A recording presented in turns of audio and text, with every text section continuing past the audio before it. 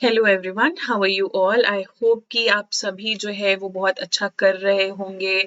और अगर आप लोगों ने मेरी रिस्टोरेशन एज वाली वीडियो देखी होगी जो कि लाइव चली थी और वो ऑलमोस्ट 1 घंटे की क्लास है, तो उसमें मैंने थोड़ी बहुत बातें की थी related to your restoration comedy. हालांकि मैंने उसके बारे में बहुत ज़्यादा बातें नहीं किया, बट एक बार ही आपको मैंने जस्ट दे दिया कि हाँ, ऐसा रिस्टोरेशन कॉमेडी होता है। बट मुझे लगा कि एक वीडियो बनाना सही होगा थोड़ा डिटेल में related to restoration comedy. Comedy में एंटर करने से पहले अगर आप लोगों ने मेरी रेस्टोरेशन एज वाली वीडियो नहीं देखी है तो वो जाकर आप डिस्क्रिप्शन बॉक्स में या फिर आप जाकर सजेशन में देख ले, वहां पे आपको मिल जानी है। रेस्टोरेशन एज आप देखोगे, आप समझोगे, तभी आपको समझ में आएगा रेस्टोरेशन कॉमेडी क्या है। ऐसे मैं बता देती हूँ रेस्टोरेशन एज में क्या रिस्टोर हुआ। तो मोनार्की रिस्टोर हुआ। तो मोनार्की लगभग 10 से 11 साल तक चली गई थी। चार्ल्स वन को मार दिया गया था, फिर उसके बाद चार्ल्स टू जो है वो चले गए थे फ्रांस, और फिर वो जब वापस आते हैं जिस लिटरेचर के साथ आते हैं उसी लिटरेचर में आपको comedy as a main genre दिखेगी, राइट। सो यहाँ पे उसी चीज को रेस्टोरेशन कॉमेडी बोला गया है। तो बिना कोई डिले के साथ जो है हम लोग सीधे एंटर करते हैं। सबसे पहले तो थोड़ा इसका हिस्टोरिकल कॉन्टेक्स्ट देख ले कि चार्ल्स वन को जब कवीलियर एज चल रहा था और सिविल वॉर वगैरह चली थी, तो 1649 में आपको देखने को मिलेगा कि चार्ल्स टू को मार दिया गया था। एंड देन फिर उसके बाद 1650-51 में जाकर पूरी तरीके से एक नया आपको जॉनरा मिलेगा। एक genre in the sense of your literature, और साथ ही साथ इंग्लैंड में जो उस समय रूलिंग चीजें चल रही थी। तो ओलिवर क्रॉमवेल जो है वो रूल करने आते हैं, और फिर ओलिवर क्रॉमवेल जब उनकी देहांत हो जाती है, उनकी मृत्यु हो जाती है, तो आपको देखने को मिलेगा फिर वापस से मोनार्की चार्ल्स वन के बेटे चार्ल्स टू जो है वो संभालते हैं। चार्ल्स टू, सबसे पहले आपको दो तीन चीजें जो है वो हिस्टोरिकल कॉन्टेक्स्ट में याद रखनी है। चार्ल्स टू का reign, that is the restoration comedy emerge during the reign of Charles two, known for its licentious and lavish nature. कि चार्ल्स टू जो है जब वो फ्रांस में थे, तो आपको देखने को मिलेगा कि वो फ्रांस के लिटरेचर से काफी ज्यादा इन्फ्लुएंस थे। तो क्या चीजें थी भाई फ्रांस के लिटरेचर में? लाइसेंशियस नेचर, फैशन, लैविश नेचर, जो कि वहां पे ओपन चल रही थी। यू विल फाइंड कि किस तरीके से लोग जो है एक ओपन रिलेशनशिप में रहते थे, किस तरीके से लोग जो है cheating was very normal at that time, right. So you will find that कि वही सारी चीजें चार्ल्स वन जो है अपने ग्रोथ और डेवलपमेंट वाले फेज में उन्होंने देखा, और जब वो मेच्योर होके वापस इंग्लैंड में आए तो उसी चीज को वो कंटिन्यू करते, not just in your reign और किंगडम इटसेल्फ, बट वो लिटरेचर में भी दिखने लगता है। Then you have revival of theatre. Civil war की वजह से सारी थिएटर्स जो बंद हो गई थी आपको देखने को मिलेगा, और जो जल भी गई थी आपको देखने को मिलेगा कि वापस से थिएटर्स को जो है वो खोली गई। Restoration period saw the reopening of English theatres after they had been closed during the Puritan regime. जब प्योरिटन में आपको देखने को मिलेगा सिविल वॉर की वजह से कुछ थिएटर्स बंद हो गई 1642 में। कुछ थिएटर्स जो है वो आगे जाके आपका जब प्योरिटन एज चला, प्योरिटन एज किसे बोलते हैं बेसिकली, जब पार्लियामेंट रूल में था, ओलिवर क्रॉमवेल जब रूल में थे बेसिकली, तो जब प्योरिटन एज चल रहा था तो थिएटर बंद करवा दी गई थी, बची कुची जो भी थिएटर थी। तो अब चार्ल्स वन जब आते हैं, क्योंकि वो थिएटर के बहुत बड़े फैन थे, और फ्रांस में आपको देखने को मिलेगा थिएटर में एक चीज ये था कि फ्रांस में विमेन का कैरेक्टर भी विमेन करते थे पोर्ट्रे, बट यहाँ पे इंग्लैंड में ऐसा नहीं था। तो चार्ल्स टू क्या करते हैं, चार्ल्स टू जो है वो वापस से थिएटर को ओपन करते हैं, और साथ ही साथ वुमेन के characters of women for the first time stage पे आने लगी थी। Socio-political atmosphere, the era was characterized by a dynamic socio-political environment influenced by Stuart monarchy's return to power. तो आपको just a minute.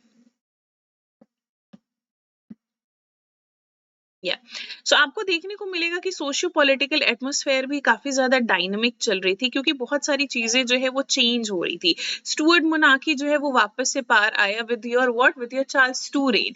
अब हम लोग आते हैं कुछ कुछ की कैरेक्टरिस्टिक में, क्या क्या चीजें थी यहाँ पे आपको देखने को मिलेगी, जो कि कहीं ना कहीं रेस्टोरेशन कॉमेडी में आपको देखने को मिलेगी, और कहीं ना कहीं रेस्टोरेशन कॉमेडी को वो क्या किया, रेस्टोरेशन कॉमेडी को वो लीड किया। तो फर्स्ट इसके आपको मास्क देखने को मिला, आपको डिसेप्शन देखने को मिला, कहीं ना ना कहीं आपको देखने को मिलेगा कि कैरेक्टर्स जो है वो खुद को डिस्गाइज करते थे, कैरेक्टर्स जो है वो ट्रिक खेला करते थे, कैरेक्टर्स के अंदर आपको कहीं ना कहीं दिखेगा कि कैरेक्टर्स जो है वो इंट्रीग के अराउंड वो सराउंडेड थे। So you will find that कि मास्क रिलेटेड, बॉल रिलेटेड चीजें यहाँ पे दिखाई जाती थी, and mistaken identity formed common plot elements in restoration comedies. की मिस्टेकन आइडेंटिटी वाला किस्सा भी आपको देखने को मिलेगा, जहाँ पे किसी एक को किसी दूसरे के जगह हम लोग मिस्टेक करें।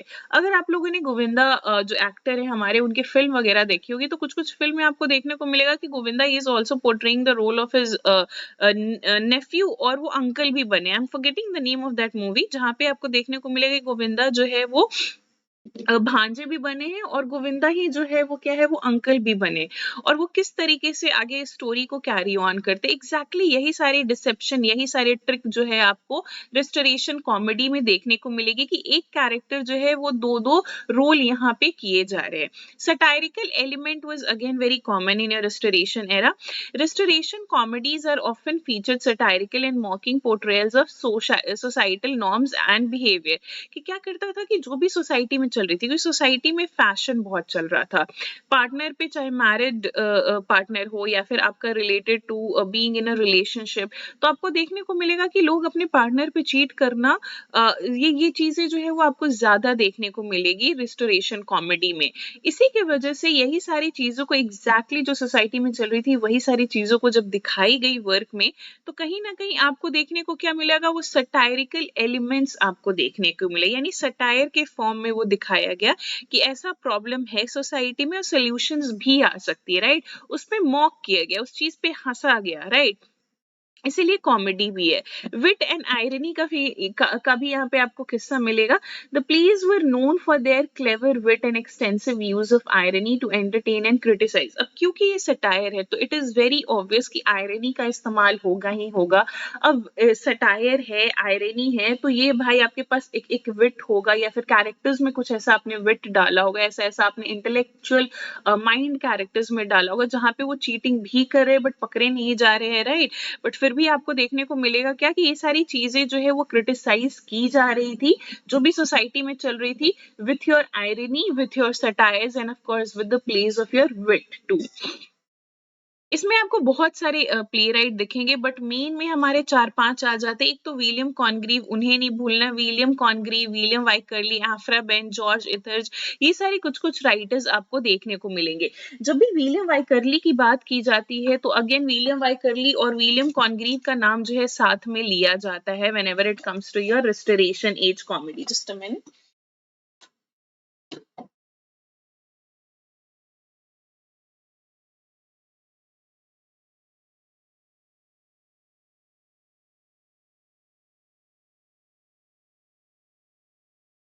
या सो विलियम वाइकरली और विलियम कॉनग्रीव में आपको कंफ्यूज नहीं होना है, दोनों ही अलग राइटर है। विलियम विलियम सेम है, बट इट डजंट मीन कि आप जो है वो कंफ्यूज हो जाओ। यहाँ पे आपको देखने को मिलेगा क्या कि कॉनग्रीव जी के द्वारा जो लिखी हुई एक वर्क थी call all the way of the world, actually वो एक परफेक्ट एग्जाम्पल है आपका रेस्टोरेशन कॉमेडी में, किस तरीके से कैरेक्टर्स जो है वो एक दूसरे पे चीट कर रहे हैं। आपका फेनॉल का कैरेक्टर मिल जाएगा जो अपनी वाइफ पे चीट कर रही है, वही उनकी वाइफ जो एराबेला है, she was first in relationship with someone else. Millamant and Mirabell का भी कैरेक्टर आपको दिख जाएगा, लेडी विशफोर्ड का कैरेक्टर भी आपको देखने को मिलेगा in this work itself. William Wycherley का जब बात कर ले तो विलियम वाइकरली के भी बहुत सारे वर्क्स जो है वो बहुत फेमस हुए हैं in your restoration age. एफ्रा Ben की भी अगर बात कर ले तो रोवर जैसे वर्क जो है वो काफी ज्यादा फेमस हुए। George Etherege was again, Ethers was renowned for his sophisticated and elegant comedies, often portraying the fashionable society. वो क्या करते थे, अपने वर्क में फैशनेबल सोसाइटी पे वो सटायर मारते थे, और क्या होता था कि वो एक सोल्यूशन भी कहीं ना कहीं डायरेक्टली इनडायरेक्टली वो लेकर भी आया करते थे। इसके अलावा आपको जॉन ड्राइडन भी एक one of the important writer है, जिसमें आपको मैरिज एला मोड मिल जाएगा, ऑल फॉर लव मिल जाएगा। ऑल फॉर लव कुछ और नहीं बल्कि एंटनी एंड क्लियोपैट्रा जो शेक्सपियर ने लिखा था उसके एक कंटिन्यूएशन या एक तरीके का अडेप्टेशन आपको देखने को मिलेगा यहाँ पे। वाइकरली की बात की जाए तो वाइकरली में आपको देखने को मिलेगा वर्क लाइक कंट्री वाइफ जो कि 1675 में आई है, प्लेन डीलर जो कि 1676 में आई है, ये सारी कुछ कुछ वर्क है। थीम की बात कर ले स्टाइल तो देख लिया हम लोगों ने, सटायर है भाई, आयरनी है, विट है, सोसाइटी में जो चीजें चल रही है वो चीजें एग्जैक्टली दिखाई गई है, बट थीम की क्या यहाँ पे बातें की गई है? थीम में देखिएगा तो आप लव एंड डिसेप्शन बहुत कॉमन था। अब क्योंकि कोई रिलेशनशिप में है, आपको देखने को मिलेगा, क्योंकि कोई रिलेशनशिप में, let's take Millamant and Mirabell, the way of the world हम लोग लेते हैं यहाँ पे example.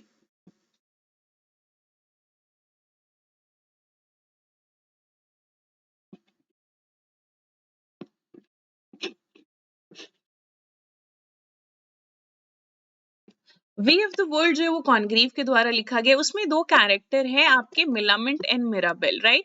They were in love with each other, but Mirabell क्या थे कि वो पहले एराबेला से उनका रिलेशन था। एराबेला शी गॉट प्रेग्नेंट, फिर बाद में वो शादी कर लेती है फेनॉल से। फेनॉल जो है वो खुद ही अपनी वाइफ पे चीट कर रहे थे by being in relation with Mrs Marwood. तो यहाँ पे क्या है कि ऐसा नहीं है कि लव आपको हमेशा जो है एक चीट के साथ दिखाया जा रहा है। मिलामेंट एंड मिराबेल का लव जो है एकदम प्रोफेन था, right? Not sorry, not profane, profane आपको जो है वो एराबेला फेनॉल का लव मिल जाएगा, या फिर मिराबेल या एराबेला का लव जो है वो प्रोफेन मिल जाएगा। बट मिलामेंट और मिराबेल का कहेंगे तो वो बहुत प्योर लव था।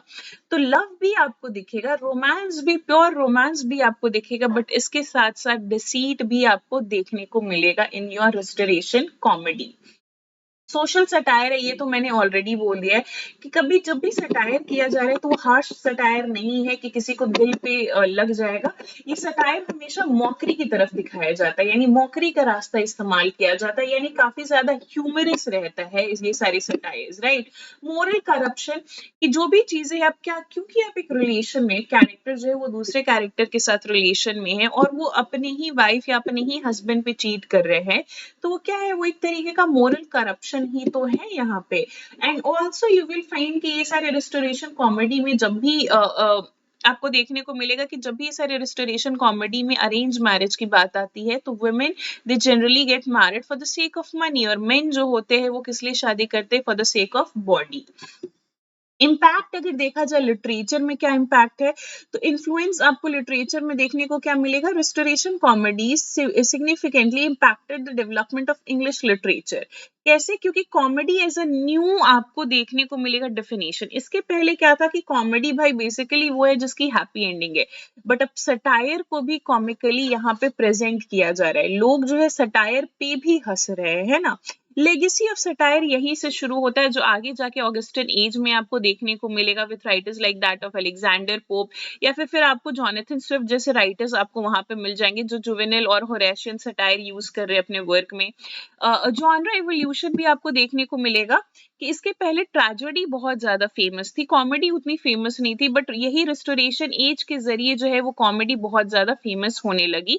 पहले बेन जॉनसन जो है वो आपको जैकोबियन एज में दिख जाएंगे, बट यहाँ पे कौन है? यहाँ पे रिस्टोरेशन कॉमेडी में जितने भी राइटर्स है रिस्टोरेशन के, अधिकतर जो है 70 to 80% of writers they are your restoration comedians, right?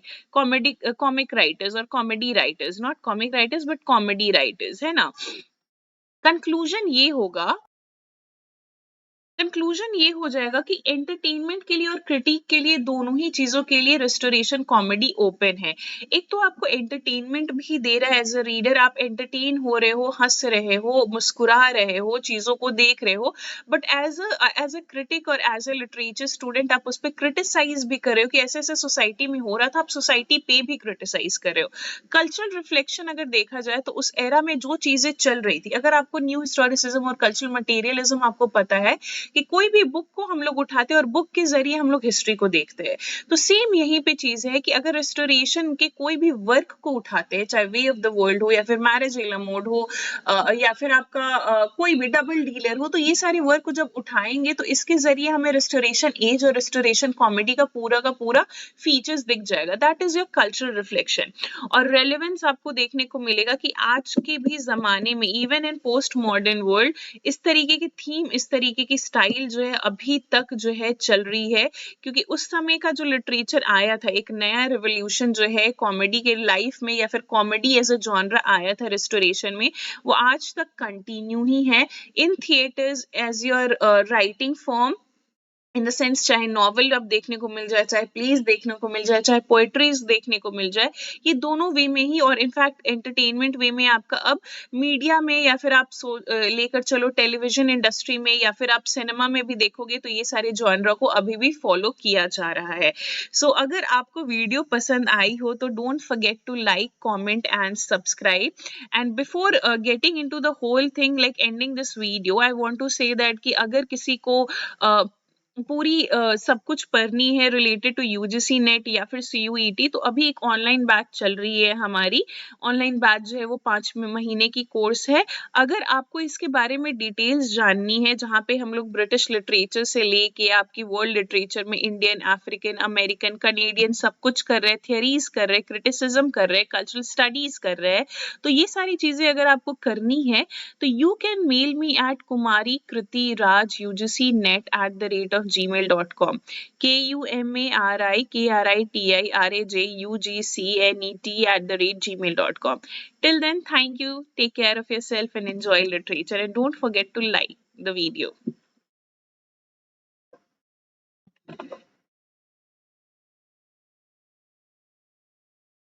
Just